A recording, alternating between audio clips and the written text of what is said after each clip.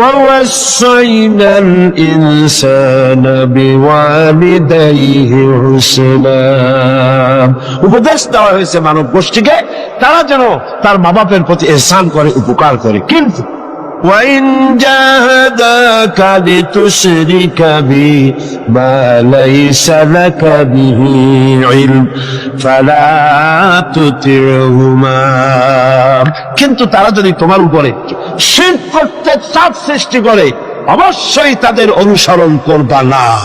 খবরদার, মা বাপ যদি আল্লাহর হুকুমের বাইরে যদি কিছু বলে সেই হুকুম মা বাপের পালন করা জোরে বলে পালন করা যাবে না। কোন অবস্থাতেই মা বাপের সেই হুকুম পালন করা যাবে না। হযরতে আবু হুরায়রা রাদিয়াল্লাহু তাআলা আনহু ইসলাম গ্রহণ করার পর দীর্ঘদিন যাবৎ তার মা ইসলাম কবুল করেন নাই, বরং আবু হুরায়রা রাদিয়াল্লাহু তাআলা আনহুকে বড় জ্বালাইছে। তিনি মায়ের পায়ে পড়েছেন, বড় অনুরোধ করেছেন, কোনো কিছুতে কাজ হয়নি। একদিন তিনি অনেক রাত করে বাড়িতে ফিরেছেন। মা তাকে প্রশ্ন করলেন, এত রাত কোথায় ছিলি? তিনি বললেন, আমি ছিলাম রাসূল করিম সাল্লাল্লাহু আলাইহি ওয়াসাল্লামের কাছে। শোনা মাত্র মা তাকে খুব করে মারলেন, গলা ধাক্কা দিয়ে বাড়ি থেকে বের করে দিলেন। তিনি রাসূলুল্লাহর খেদমতে এসে কাঁদতে লাগলেন। আল্লাহ নবী বলেন, আবু হুরায়রা কাঁদো কেন? হযরত আবু হুরায়রা বললেন, ইয়া রাসূলুল্লাহ, মা আমাকে মেরেছে।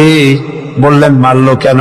তিনি বললেন, ঘটনা শোনালেন, আপনার কাছ থেকে দেরি করে যাওয়ার কারণে আপনার নাম শুনে সহ্য করতে না পেরে আমাকে মারছে।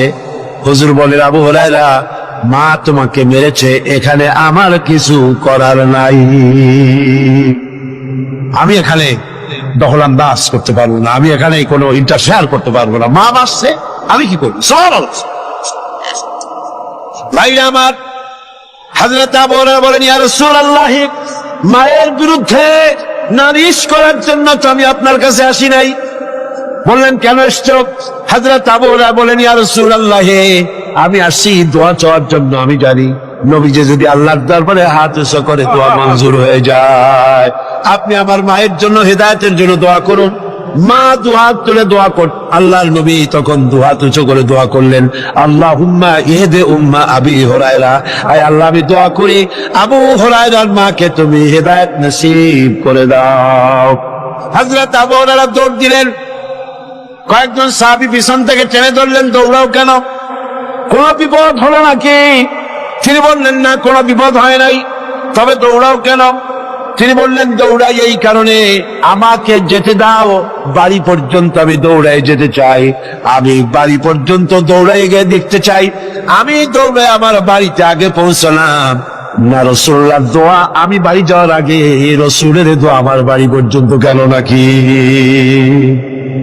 হযরতে আবু হুরায়রা রাদিয়াল্লাহু তাআলা আনহু তিনি বাড়িতে চলে গেলেন, দরজায় গিয়ে নক করলেন। ভেতর থেকে আওয়াজ এলো, কে? তিনি বললেন, মা, আমি আবু হুরায়রা এসেছি। মা বলছেন, আব্বু অপেক্ষা করো, দরজা খুলে দিতেছি।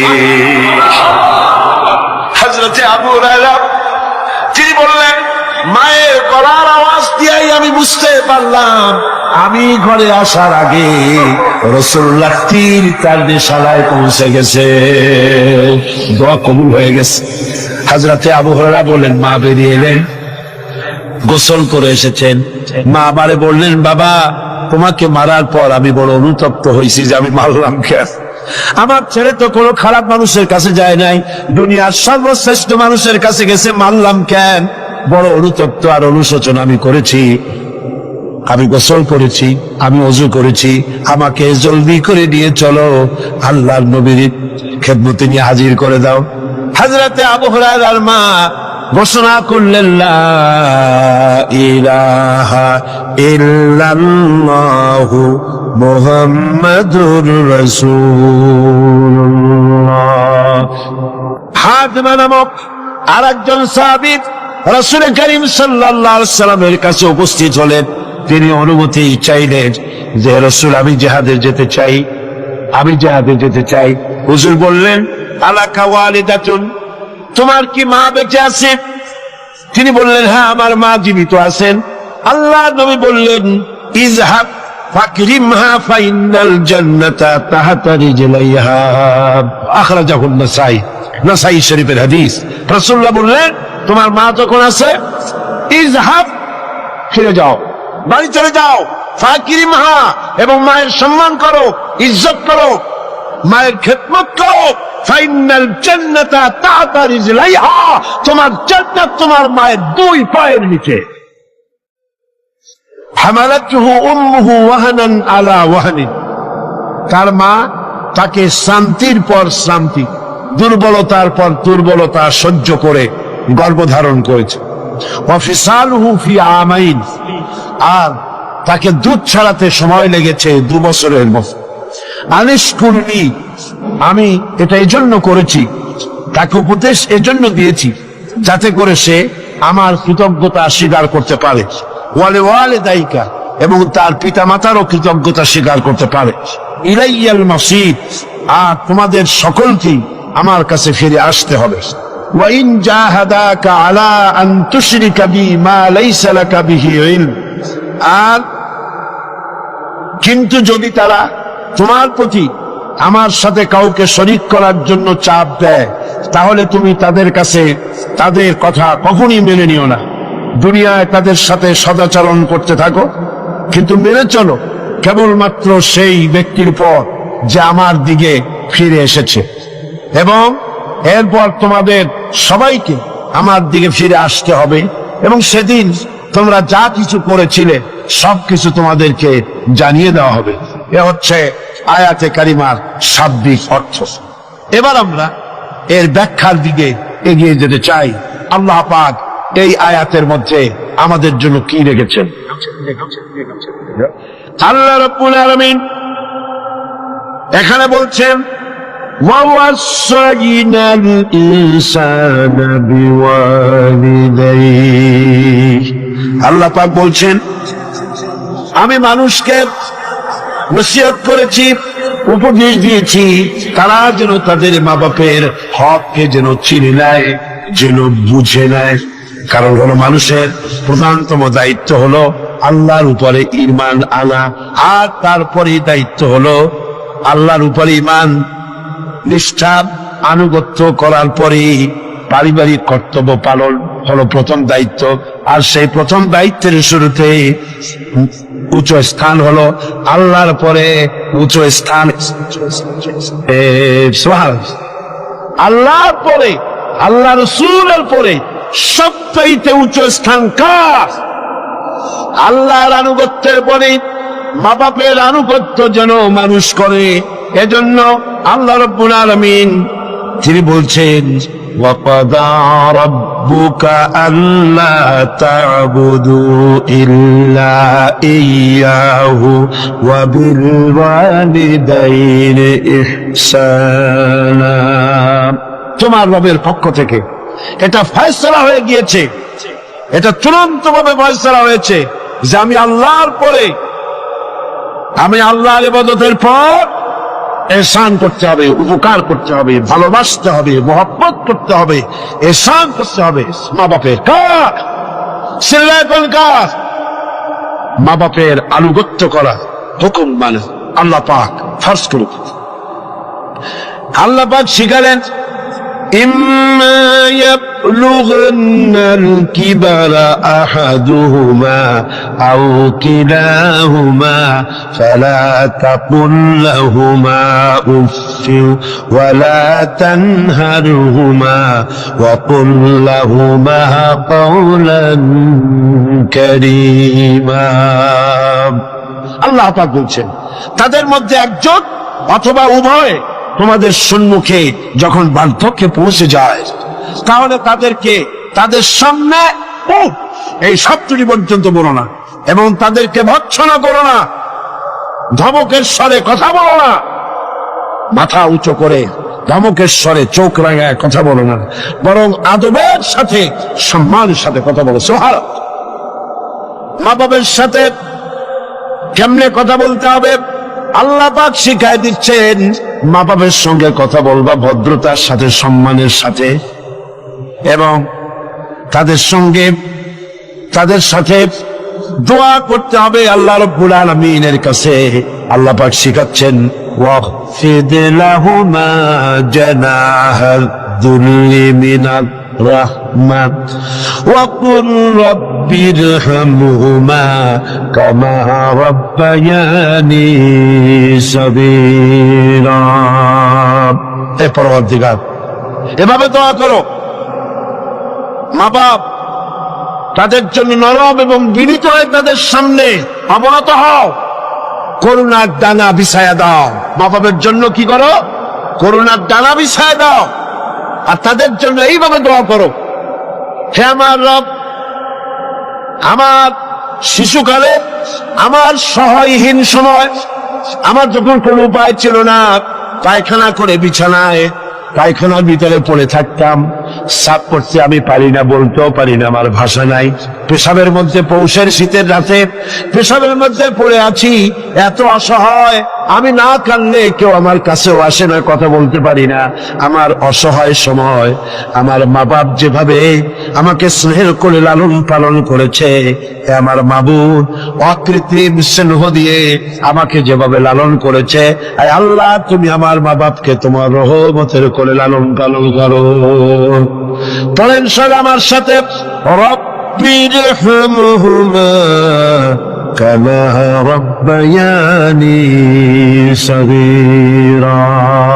সবাই পড়েন রব্বিরহামহুমা কামা রাব্বায়ানি সাগীরা। আয় আমার রব, আমার মা বাপের উপর রহমত করো, শান্তিতে রাখো। আপনারা প্রত্যেক নামাজের মোনাজাতে আপনারা যখনই দোয়া করবেন এই কথা করবেন, মনে থাকবে? মনে থাকবে? খবরদার ভুলে যাবেন। সূরা বনী ইসরাঈলের এই দুটি আয়াতের মধ্যে কয়েকটি শিক্ষা পাওয়া যায়। প্রথম হচ্ছে, মুমিনের উপর আল্লাহ রাব্বুল আলামিন আল্লাহর পরে সবচেয়ে বড় অধিকার করে দিয়েছেন পিতামাতার। আল্লাহর পরেই অধিকার কার? পিতামাতা। আল্লাহর ইবাদতের পরই পিতামাতার সাথে ভালো ব্যবহার করার নির্দেশ দিয়েছেন আল্লাহ পাক নিজে। আর 2 নম্বরে, মাতা পিতা বার্ধক্যে উপনীত হলে তাদের মেজাজের ভিতরে কিছুটা রুক্ষতা আসতে পারে না? মা বাপ যখন মানুষ যখন বুড়া হয়ে যায় তখন মেজাজ কি ভালো থাকে না? এক পিড়ি সব বিমারি, একটা রোগী এক বার্ধক্য শত রোগের উৎস।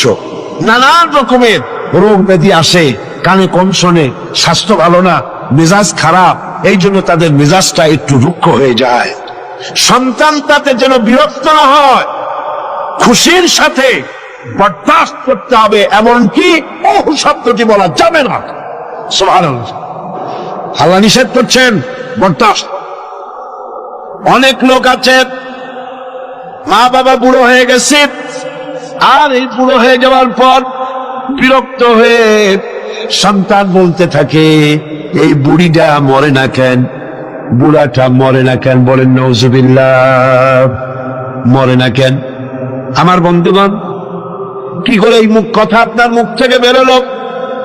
আপনার কি মনে নাই আপনি যখন ছোট ছিলেন তখন অসুস্থ হয়েছেন, টাইফয়েড হয়েছে, রোগ হয়েছে, ডাক্তারপত্র তেমন সেকালে পাওয়া যেত না, আপনার কাছে বসে ঘরে বৈদ্যুতিক লাইট নাই, কেরোসিনের আলো জ্বালায়া মা শিয়রে বসে বসে কোরআন শরীফ তেলাওয়াত করে আর চোখের পানি দর দর করে পড়তে থাকে। আখিরি রজনীতে মা দুহাত উঁচু করে রোগাক্রান্ত মৃত্যু শয্যায় শায়িত সন্তানের পাশে বসে দোয়া করে, রব্বুল আলামিন আমার জীবনের বিনিময়ে আমার সন্তান তার হায়াত দারাজ করে দাও।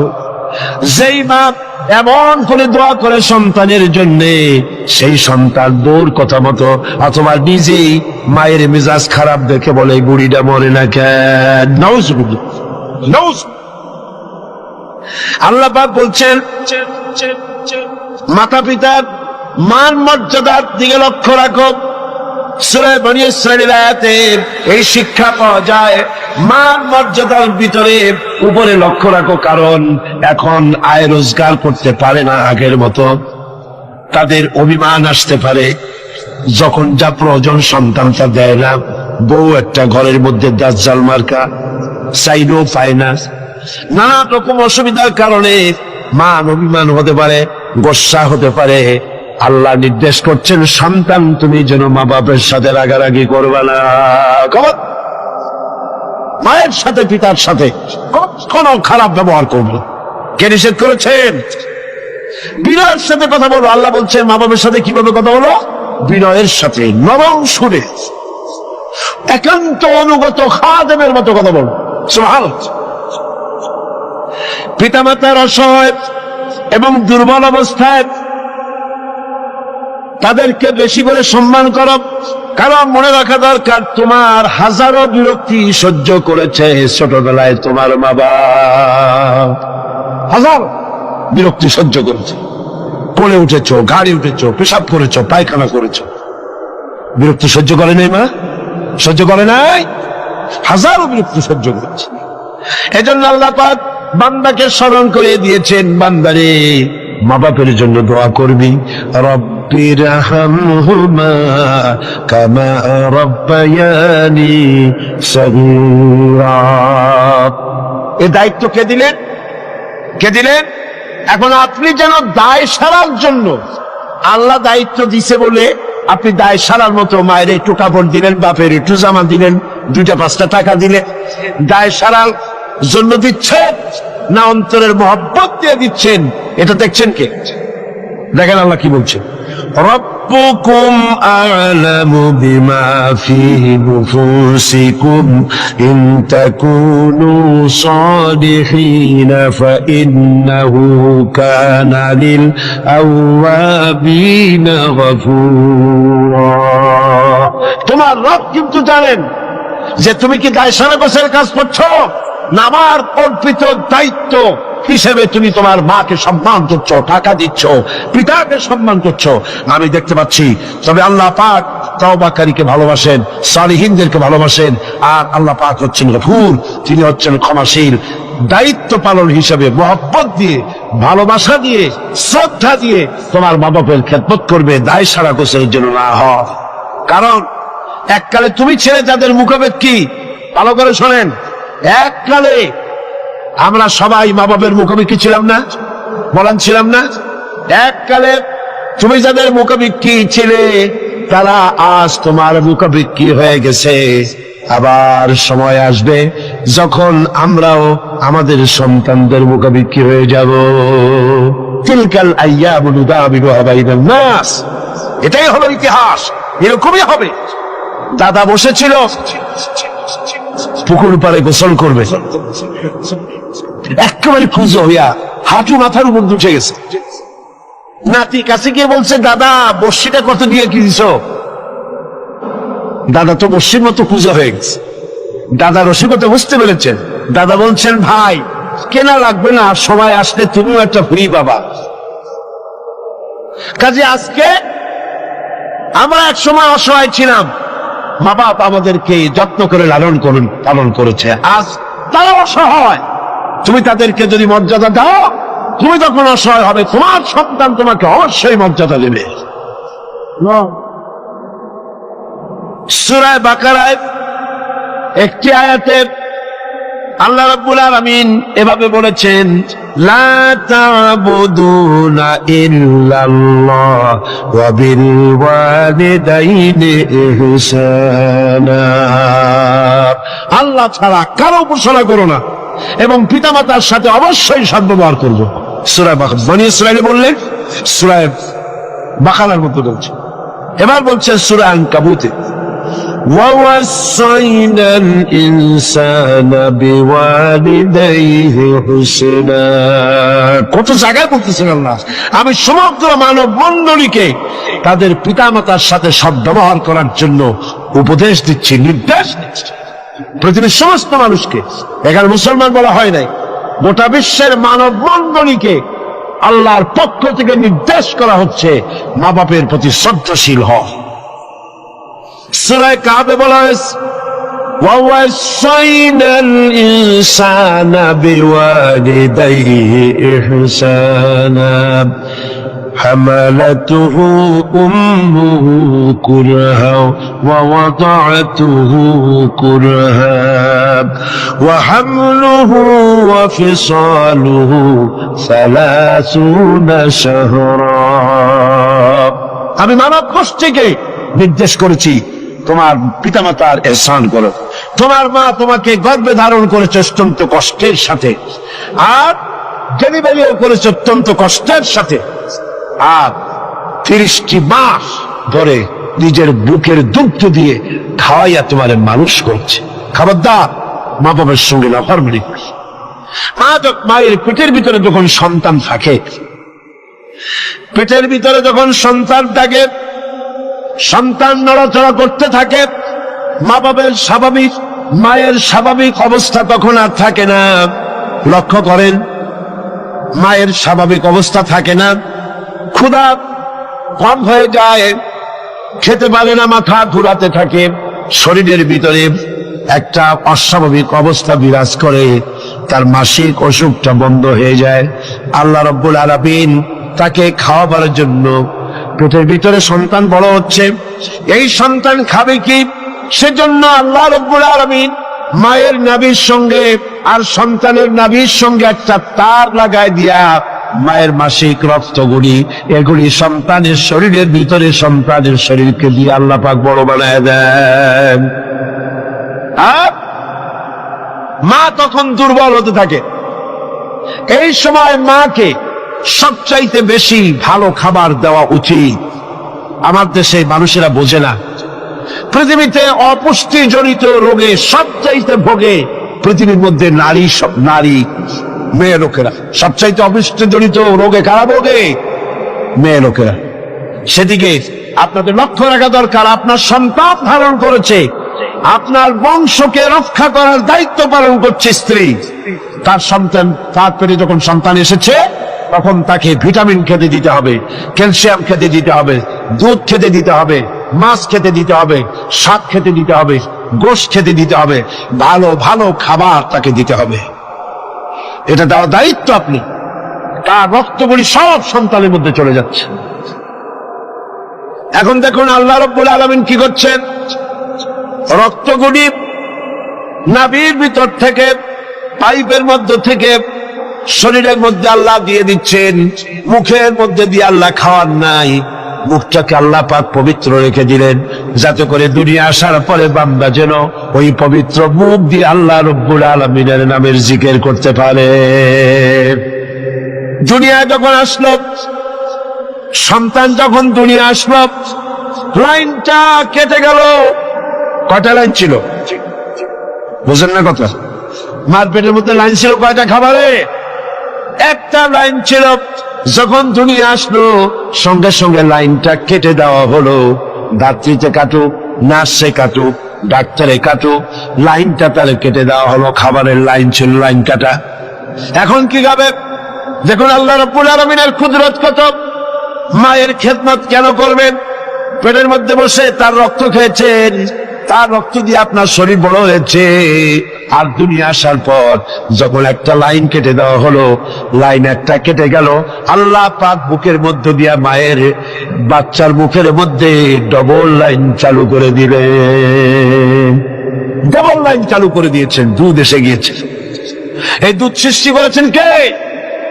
সন্তান ক্ষুধা লাগলে বলে চাইতে পারে না, বলতে পারে না। আল্লাহ রাব্বুল আলামিন মায়ের কলিজার ভিতরে এমন আকর্ষণ দিয়েছেন সন্তানের প্রতি।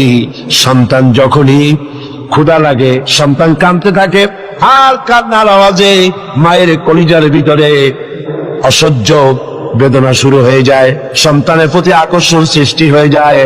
যত কাজ থাকুক না কেন সব ফেলে দিয়ে মা দৌড়ে গিয়ে কলিজার টুকরা সন্তানকে বুকের সাথে জড়াইয়া ধরে। এজন্য বাচ্চা যখন গর্ভে থাকে, আল্লাহ নবী বলেছেন, আল মারআতু ইযা হামিলাত কানা লাহা আজরুস সাইমিল কায়িম আল মুখবিতিল মুজাহিদ ফি সাবিলিল্লাহ।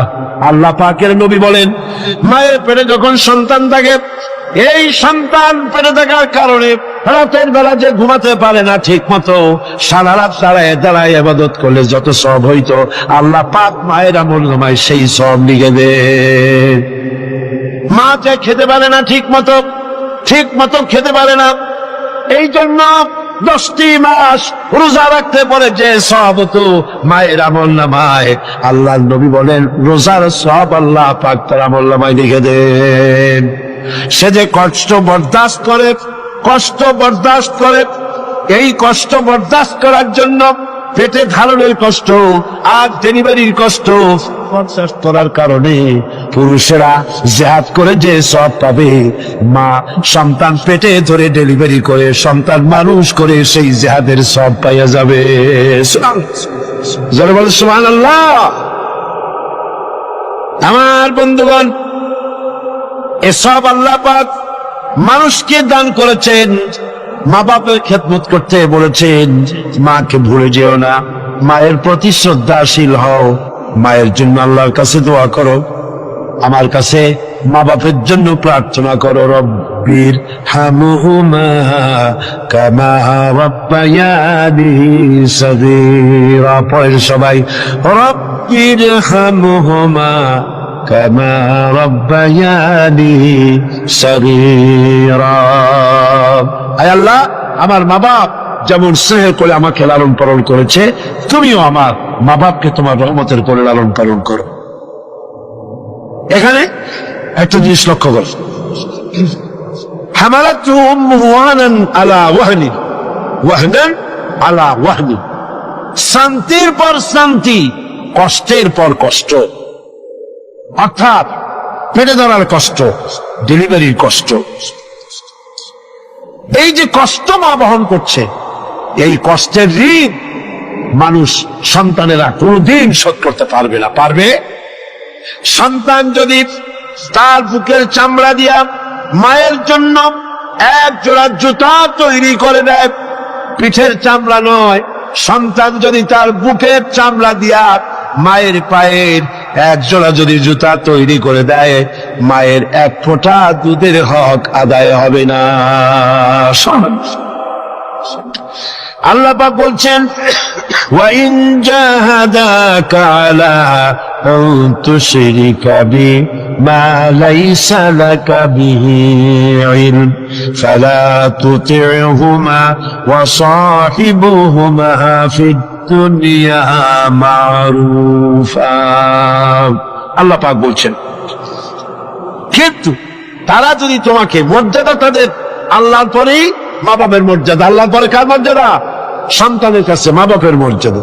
কিন্তু তারা যদি তোমাকে আমার সাথে এমন কাউকে শরীক করার জন্য চাপ সৃষ্টি করে যাকে তুমি চেনো না, আমার শরীক হিসাবে জানো না, তাহলে ফালা তুতি'হুমা, তাহলে অবশ্যই তাদের সে কথা মানবে না। সুবহানাল্লাহ, মানবেন।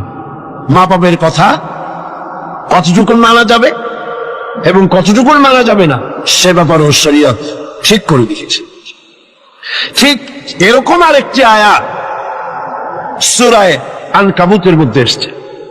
আল্লাহ পাক বলছেন, وَوَصَّيْنَا الْإِنسَانَ بِوَالِدَيْهِ حُسْنًا وَإِنْ جَاهَدَاكَ لِتُشْرِكَ بِي مَا لَيْسَ لَكَ بِهِ عِلْمٌ فَلَا تُطِعْهُمَا।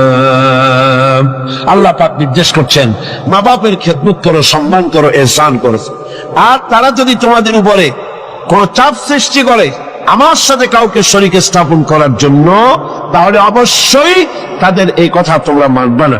এর ব্যাখ্যা হচ্ছে, এই আয়াতটি নাজিল হয় সেই সময় যখন তিরমিজি, আহমদ এবং নাসাই এই তিনটি হাদিসে এই দৃষ্টান্তটা এসেছে এই আয়াত নাজিলের প্রেক্ষাপট সম্পর্কে। এই আয়াতটি নাজিল হয়েছে হযরত সাদ বিন আবি ওয়াক্কাস রাদিয়াল্লাহু তাআলা আনহুর ব্যাপারে।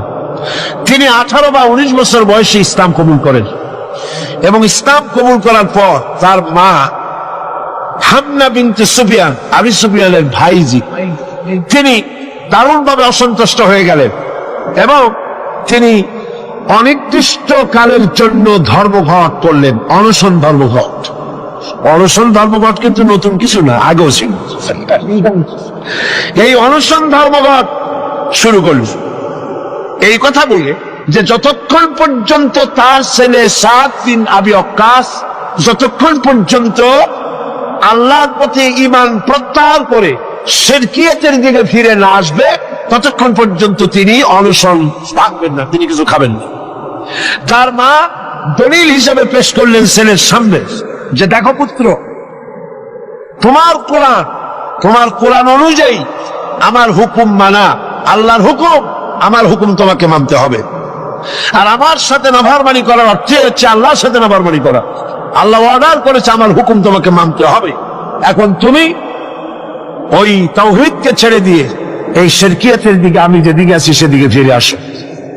হযরত সাদ বিন আবি ওয়াক্কাস রাদিয়াল্লাহু তাআলা আনহু তিনি অত্যন্ত পেরেশান বোধ করলেন যে আমি এখন করবোটা কি। তিনি রাসূল করিম সাল্লাল্লাহু আলাইহি ওয়াসাল্লামের খেদমতে হাজির হলেন এবং ঘটনার বর্ণনা করলেন। এই ঘটনা যখন বর্ণনা তিনি করলেন রাসূলের কাছে, তখন সূরা আনকাবুতের এই আয়াত নাযিল হলেন, وَوَصَّيْنَا الْإِنسَانَ بِوَالِدَيْهِ حُسْنًا। উপদেশ দেওয়া হয়েছে মানব গোষ্ঠীকে তারা যেন তার মা বাপের প্রতি ইহসান করে, উপকার করে। কিন্তু وَإِنْ جَاهَدَاكَ لِتُشْرِكَ بِي مَا لَيْسَ لَكَ بِهِ عِلْمٌ فَلَا تُطِعْهُمَا। কিন্তু তারা যদি তোমার উপরে শিরক করতে চাপ সৃষ্টি করে অবশ্যই তাদের অনুসরণ করবা না। খবরদার, মা বাপ যদি আল্লাহর হুকুমের বাইরে যদি কিছু বলে সেই হুকুম মা বাপের পালন করা, যারা বলে পালন করা যাবে না। কোন অবস্থাতেই মা বাপের সেই হুকুম পালন করা যাবে না। আয়াতটির ব্যাখ্যা হচ্ছে যে মা বাপের হক তো সবচাইতে বেশি, কোনো সন্দেহ না। কিন্তু সেই মা বাবাই যদি মানুষকে শিরক করতে বলে তাহলে এই শিরক করতে পারবে না। কারণ হলো আল্লাহ পাকের সাথে কাউকে শরীক স্থাপন করা যাবে না, কারণ তাদের অবৈধ আত্মা সন্তানের অমান্য করাই জরুরি।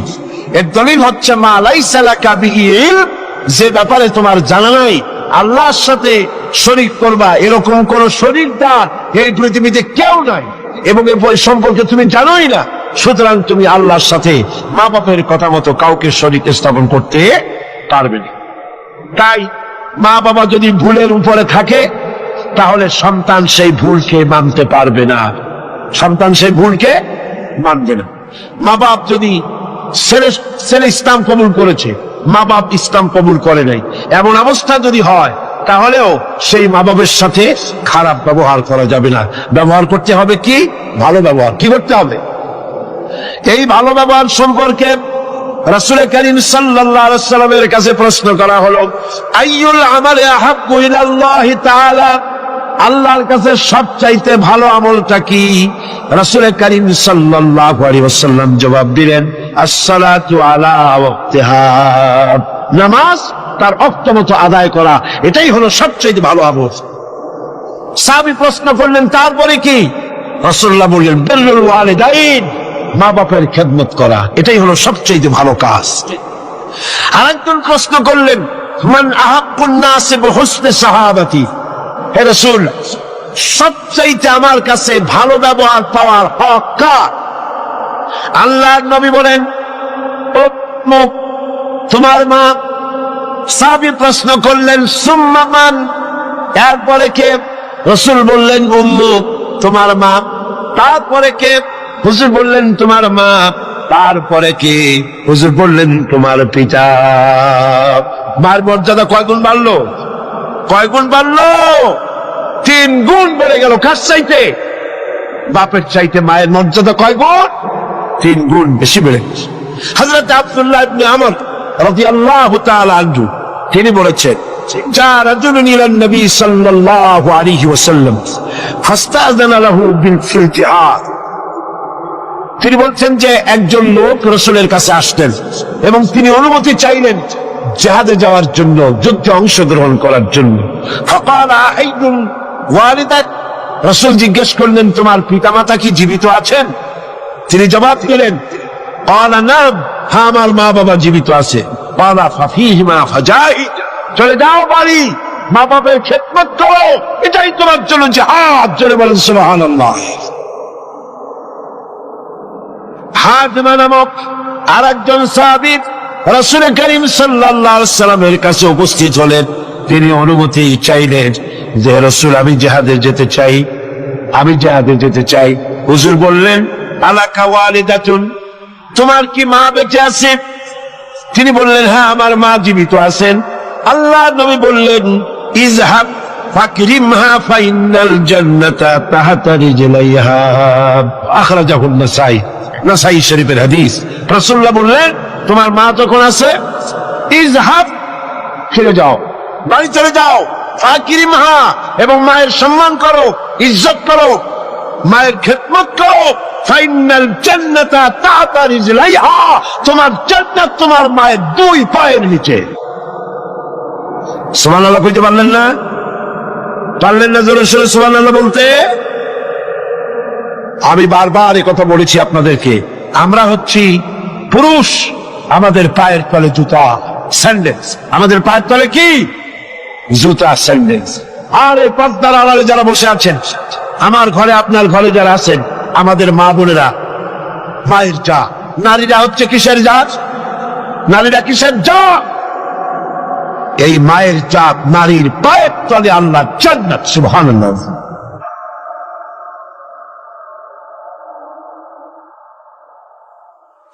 আল্লাহর নবী মসজিদে নববীর ভিতরে বসে আছেন, সাহাবায়ে কিরামদের নিয়ে।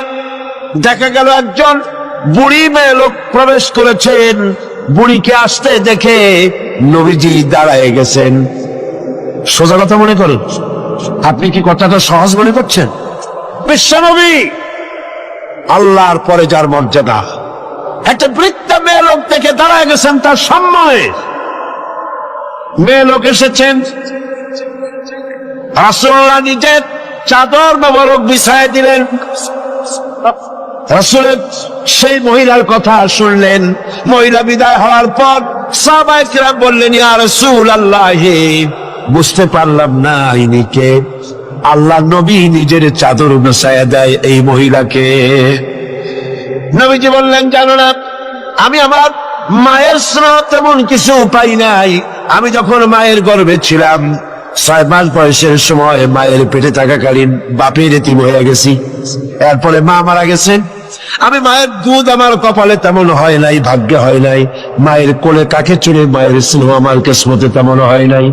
যার কোলে কাকে চড়ে, যার বুকের দুধ খেয়ে আমি বড় হয়েছি, ইনি আমার সেই দুধ মা হযরতে হালিমাতুস সাদিয়া, আমার দুধ মা। সুবহানাল্লাহ।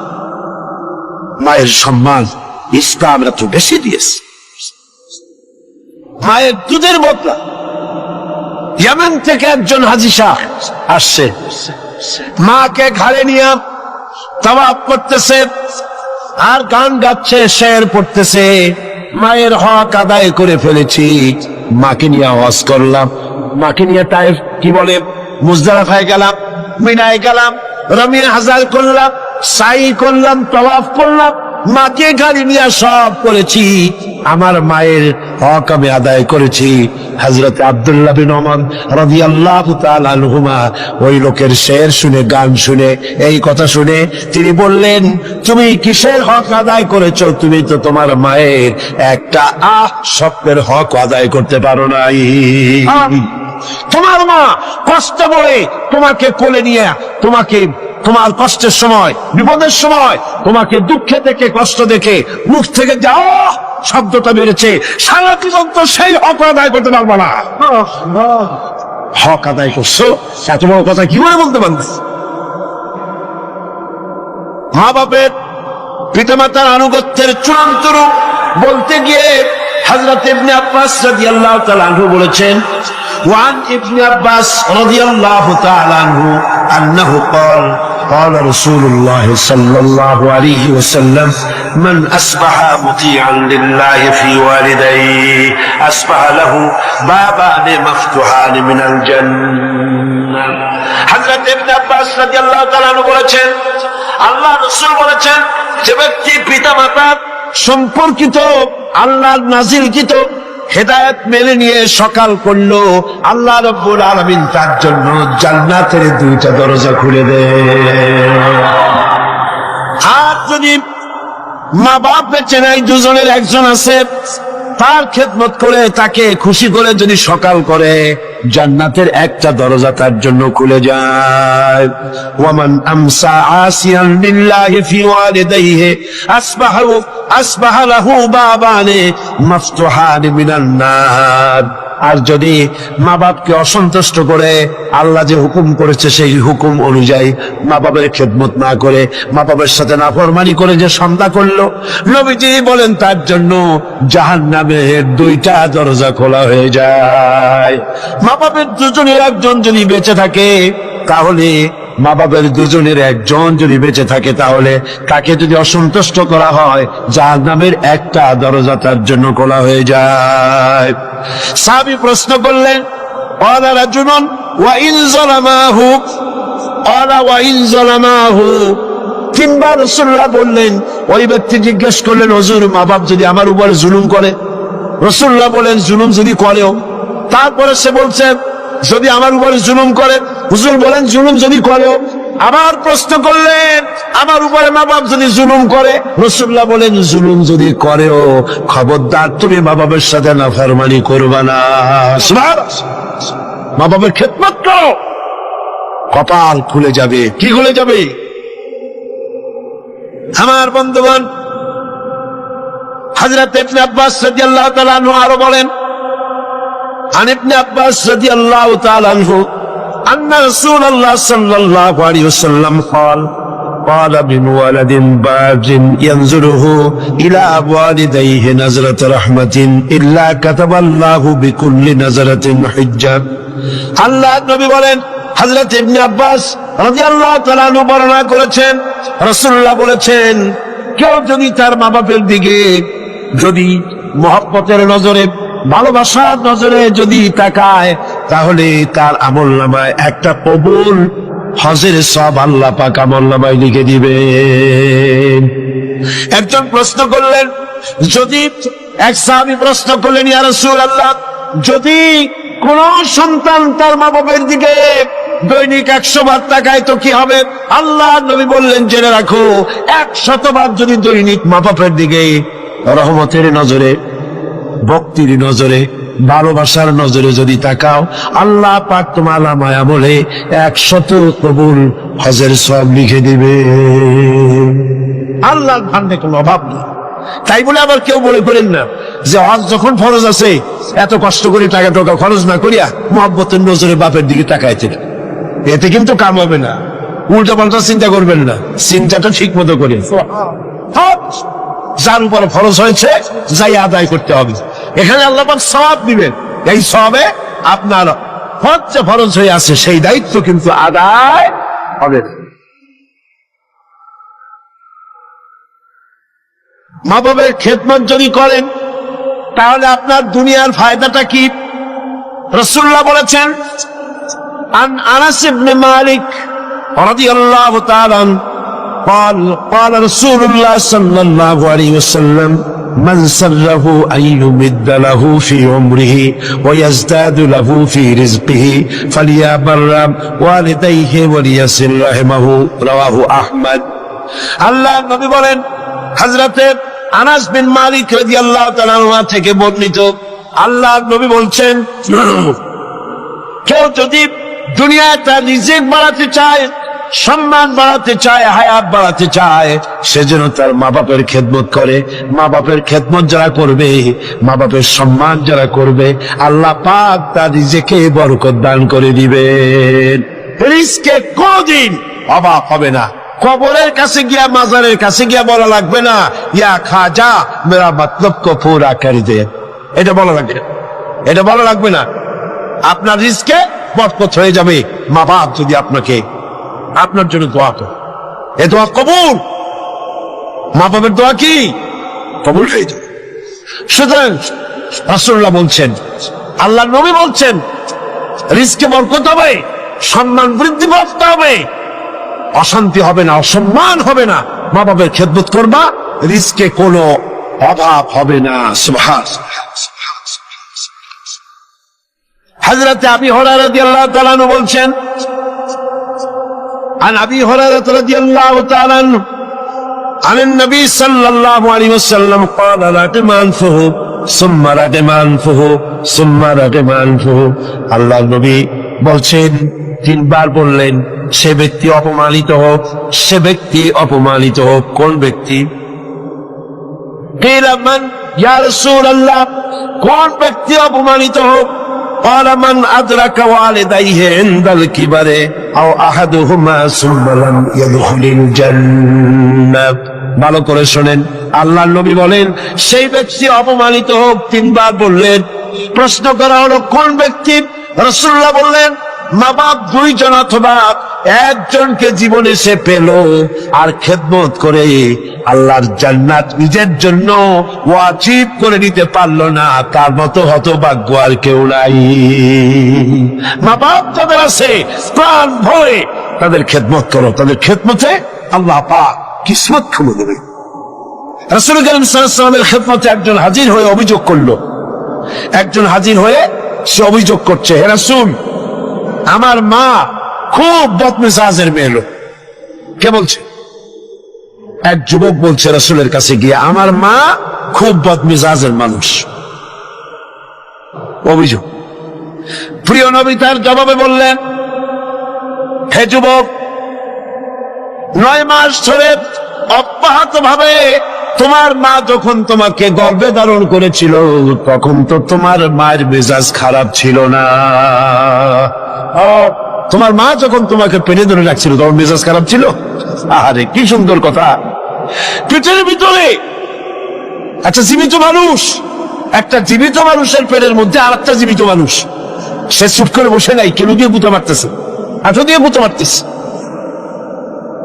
আমার তো মনে হয় যে এই রকমের যদি পুরুষের হইতো, পুরুষের যা মেজাজ খারাপ,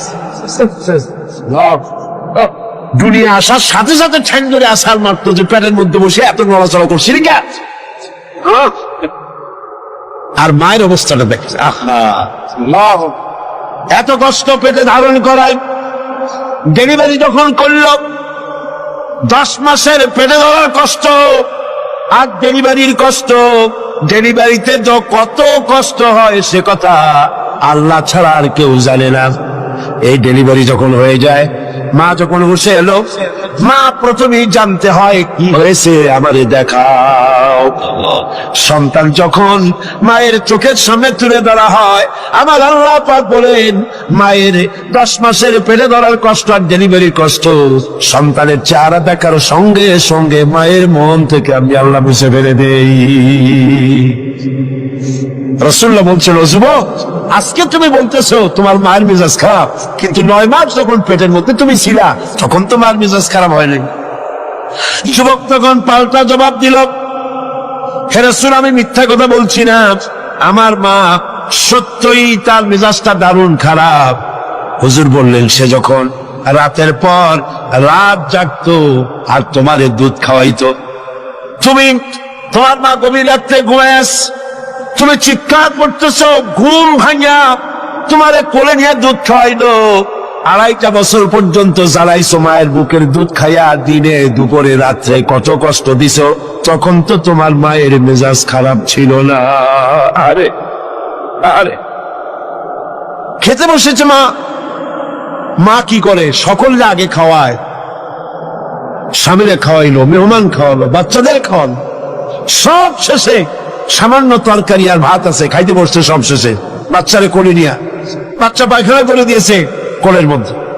মা বিরক্ত হইল না, বিরক্ত হলো না, খাবারের থালাটা সরায় রেখে মা বাচ্চাকে কোলে করে নিয়া বাচ্চাকে সাফ করালো, নিজের কাপড় চোপড় সাফ করলো, তারপরে ক্রন্দনরত বাচ্চার মুখে 2-3টা চুমা দিয়া তারপর আবার খাইতে বসো। সেই মা তোমারে নিয়া এভাবে করে 2.5 মাস পর্যন্ত বুকের দুধ খাওয়া তোমারে বড় করলো, তখন তো তোমার মায়ের মেজাজ খারাপ ছিল না। যুবক বলছেন, হে রাসূল, আমার মা আমাকে নিয়ে যত কষ্ট করেছে আমি সে কষ্টের হক আদায় করে দিয়েছি। আমি তাকে হক আদায় করছি, যার তার খাবার দিয়েছি, পড়ার দিয়েছি, তারে নিয়ে হজ করেছি, হক আমি আদায় করে দিয়েছি। আল্লাহ নবী জিজ্ঞেস করলেন, সত্যি কি তুমি হক আদায় করছো? কাজে হ্যাঁ, আমি হক আদায় করে দিয়েছি। প্রিয় নবী জবাবে বললেন,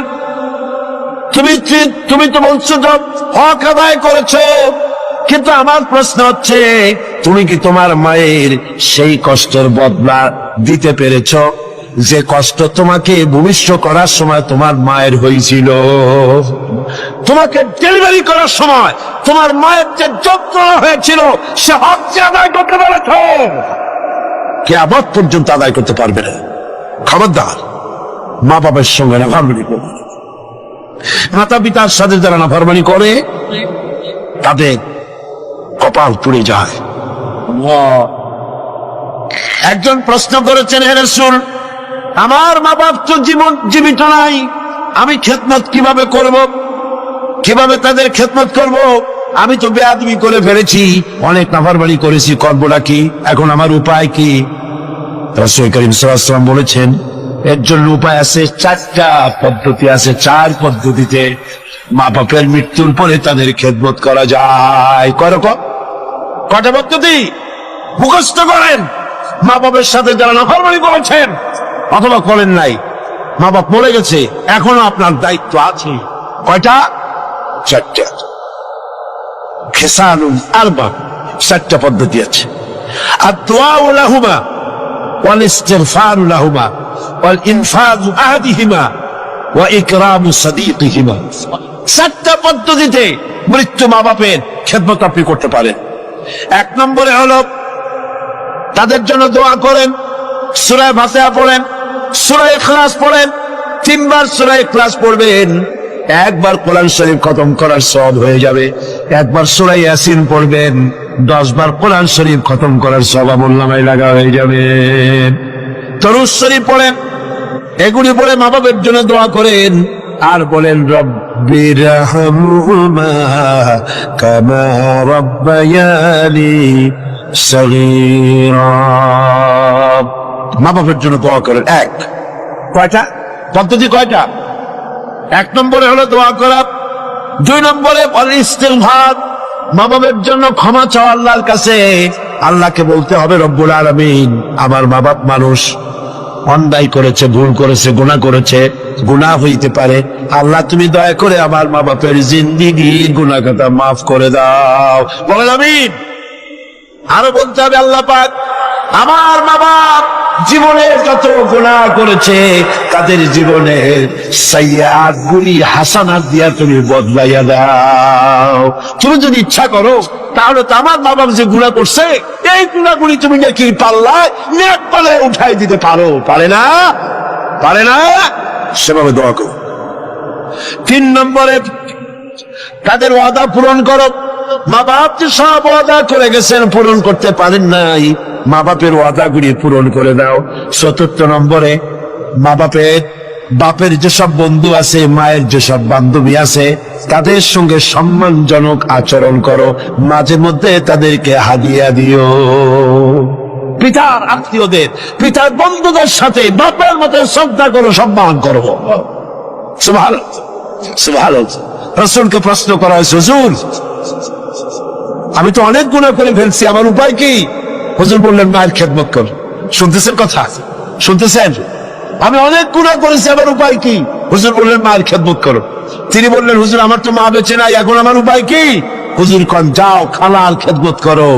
মায়ের গন্ধ খালার গায়ে দিয়ে আসে। সুবহানাল্লাহ। ভাইরা আমার, মা বাবার সঙ্গে যারা দুর্ব্যবহার করে এই দুনিয়ায় তাদেরকে আল্লাহ রব্বুল আলামিন শাস্তি দিবেন। আর পরকালের শাস্তি তো তাদের জন্য রয়েই গেছে। দুনিয়ার শাস্তিও আছে আর পরকালের শাস্তিও তাদের জন্য রয়ে গেছে। মা বাপের দোয়া অবশ্যই কবুল। 3 জনের দোয়া মুস্তাজাবুদ দাওয়া। 3 জন। কয়জন? 3 জন। পীর সাহেবের দোয়া, মৌলানা সাহেবের দোয়া, সুফি সাহেবের দোয়া কবুল হইতেও পারে, নাও হইতে পারে। কোনো গ্যারান্টি নেই। গ্যারান্টি হইতেও পারে, নাও হইতে। কিন্তু আল্লাহর নবী তিনজনকে গ্যারান্টি দিয়েছেন, মুসাফির, প্রবাসী, তার দোয়া কবুল হবে। যেমন পাকিস্তান থেকে যাবে আশরাফিয়ার মুহতামিম হযরত মাওলানা ফজলুর রহিম সাহেব এখানে উপস্থিত হয়েছেন, আসরের নামাজ পড়ছেন। প্রবাসী মুসাফির, মুসাফিরের দোয়া কবুল হবে, বলেন সুবহানাল্লাহ। আবার মাজলুম ব্যক্তি, অত্যাচারিত ব্যক্তি যদি দোয়া করে আল্লাহ পাক তার দোয়া মঞ্জুর করে দিবেন। আর মা বাপ যদি সন্তানের জন্য দোয়া করে অবশ্যই সেই দোয়া কবুল হয়ে যাবে, অবশ্যই মা বাপের দোয়া কবুল, কোনো সন্দেহ নাই, লা শাক্কা ফি ওয়ালা রাইবা ফি। মা বাপ দোয়া করলে কবুল হবেই হবে, সুবহানাল্লাহ। এখন এই আয়াতের শেষ দিকে আল্লাহ পাক বলছেন, وَلَا تُطِعْهُمَا وَصَاحِبْهُمَا فِي الدُّنْيَا مَعْرُوفًا। মা বাপ যদি মুশরিকা হয় তাহলে তাদের সাথে আচরণটা কিন্তু খারাপ করা যাবে না। কথা বুঝতে পেরেছেন? আচরণ খারাপ করা যাবে না, আচরণ ভালো করতে হবে। সদাচার করো, সদাচরণ করো। মা বাপ যদি অমুসলিম হয়, গুনাহগার হয়, এমনকি মা যদি বেশ্যা হয়, তোমার কাছে মা মাই, খবরদার মায়ের সাথে নাফরমানি করতে পারবে না। কথা বুঝে আসছে? মাথায় ঢুকতেছে? এবার দেখুন হযরতে আসমা বিনতে আবি বকর রাদিয়াল্লাহু তাআলা আনহা, তিনি বলছেন, আন আসমা বিনতে আবি বকর রাদিয়াল্লাহু তাআলা আনহা قالت قدمت علي أمي وهي مشركة في عهد رسول الله صلى الله عليه وسلم। রাসূলুল্লাহর যুগে আমার মা মুশরিক অবস্থায় আমার বাড়ি আসলো। আমি প্রশ্ন করলাম, হে রাসূল, আমার মা আমার বাড়িতে আসছে, আমি কি তার সঙ্গে আত্মীয় জনিত ব্যবহার করব নাকি? আমার মা হিসাবে তার সাথে আমি সেরকম ব্যবহার করব নাকি? অথচ তিনি ইসলামের প্রতি বেজার, আপনার প্রতি নাখোশ, আল্লাহর প্রতি নাখোশ, ইসলাম তিনি ভালোবাসেন না। আমার বাড়ি আসছে, আমি তার মেয়ে, আমি এখন তার খেদমত করা বা তার প্রতি ভালো ব্যবহার করা আমার জন্য কি রকম হবে আপনি বলেন? নবীজি বললেন, অবশ্যই তুমি তোমার মায়ের সাথে সম্মানজনক, আত্মীয়তাজনক, মায়ের সাথে সন্তান যেমন ব্যবহার করে সেই ব্যবহার করা লাগবে। মা মুশরিকা হতে পারে, ব্যবহার পাবে সে সন্তান যে ব্যবহার করা উচিত সেই ব্যবহারই পাবে। এই জন্য যাদের মা এবং পিতা মুশরিক বা মুশরিকা, তাদের জন্য সন্তান কেঁদে কেঁদে আল্লাহর কাছে দোয়া করবে। তোমার মা যদি বেনামাজি হয়, তোমার বাপ যদি বেনামাজি হয়, তাহলে তাদের নসিহত করতে গিয়া আঙ্গুল উঁচু করে, চোখ লাগাইয়া, মাথায় ধমক দিয়া, ধমকের সুরে মা বাপকে কথা বলতে পারবা না। পায়ে ধরে বলো মাকে, পিতাকে পায়ে ধরে বলো, বাবা, হে আমার মা বাবা, নামাজ পড়ছেন না, এটা জাহান্নামের রাস্তা, অনুগ্রহ করে নামাজ পড়ুন, ধমক দেওয়া যাবে না। সুবহানাল্লাহ। আমার বন্ধুগণ, মা বাবার জন্য কেঁদে কেঁদে দোয়া করতে হবে। যাদের মা বাপ এরকম, ইসলাম সহ্য করতে পারে না, আল্লাহ সহ্য করতে পারে না, রাসূল সহ্য করতে পারে না, এটা তো সেই যুগে ছিল, কিন্তু বর্তমান যুগেও আছে না? নাই আছে কিনা? এই মাহফিলও বহুত মহিলা এভাবে চিঠি আমাকে লিখেছেন, মাহফিলে আসে কিন্তু স্বামী তা বরদাস্ত করতে পারে না, কিন্তু সিনেমায় গেলে কোনো খারাপ কিছু বলে চলে, সেখানে যাও, মাহফিলে যে ছেলে ইসলামী ছাত্র শিবির করে, অসহ্য, টাকা বন্ধ করে দাও, লেখাপড়া বন্ধ করে দাও, সহ্য হয় না। ইসলামী ছাত্র সংস্থা করে, বলিবাদী হয়ে গেছে, পয়সা দেয় না, খাবার দেয়। হায় রে কপাল পোড়া বাপ, তোমার তো চিন্তা করা উচিত, তোমার ছেলে সে তো কমিউনিস্ট আন্দোলন করে না, তোমার ছেলে তো সিনেমায় যায় না, তোমার ছেলে তো girls high school, girls college ছুটির সময় এতিমের মতো মেয়েদের দিকে তাকায় থাকে। তোমার ছেলে মাস্তানি করে না, চাঁদাবাজি করে না, ইসলামী ছাত্র শিবির করে, ইসলামী ছাত্রী সংস্থা করে, পবিত্র সংগঠন করে। তুমি তো সেজদা দিয়ে কাঁদবা, আল্লাহ আমার ছেলে ভালো কাজ করতেছে, ঠিক কিনা? জোরে বলেন ঠিক কিনা? আমার বন্ধুগণ, মা বাবার জন্য দোয়া করতে হবে, মা বাবার জন্য দোয়া করতে হবে। রব্বির হামহুমা কামা রাব্বায়ানি সগীরা। খুব মিষ্টি করে ভালো করে পড়েন, রব্বির হামহুমা কামা রাব্বায়ানি সগীরা। হযরত ওমর রাদিয়াল্লাহু তাআলা আনহু রাতের আধারে ঘুরে বেড়াতেছেন, আমিরুল মুমিনিন